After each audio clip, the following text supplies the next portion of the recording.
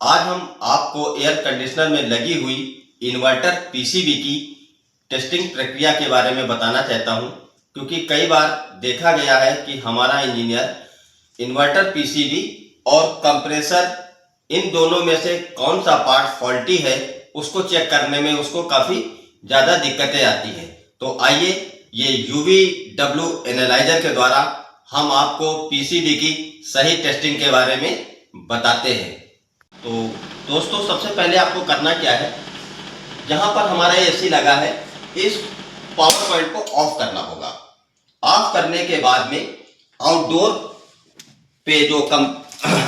पे जो पीसीबी से कंप्रेसर को जाने के लिए वायर आ रहा है, इसी वायर में हम इस UV-W एनालाइजर को कनेक्ट करेंगे। ध्यान रहे, UV-W एनालाइजर में जो वायर्स होते हैं, तीनों वायर का कलर एक जैसा होता है। मतलब किसी भी वायर को किसी भी पिन पे हम लगा सकते हैं। तो इसको हम लगा के दिखाते हैं आपको। तीनों वायर को आपको कनेक्ट कर देना होगा।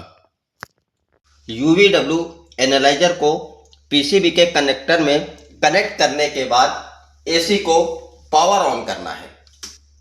पावर ऑन कर देने के बाद अभी आपको 3 मिनट का इंतजार करना होगा, क्योंकि पीसीबी को कंप्रेसर को सप्लाई देने के लिए 3 मिनट का समय चाहिए होता है।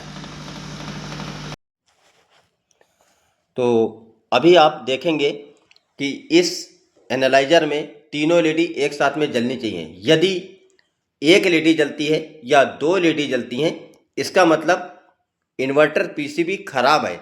यदि तीनों जल जाती हैं तो यह मतलब हुआ इसका कि इन्वर्टर पीसीबी ओके है।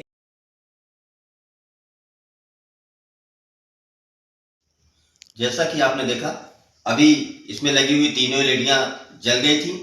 पीसीबी हमारा ओके है। सेम इसी एनालाइजर के द्वारा हम inverter refrigerator, inverter washing machine में लगी हुई इन्वर्टर पीसीबी को भी चेक कर सकते हैं। Thank you.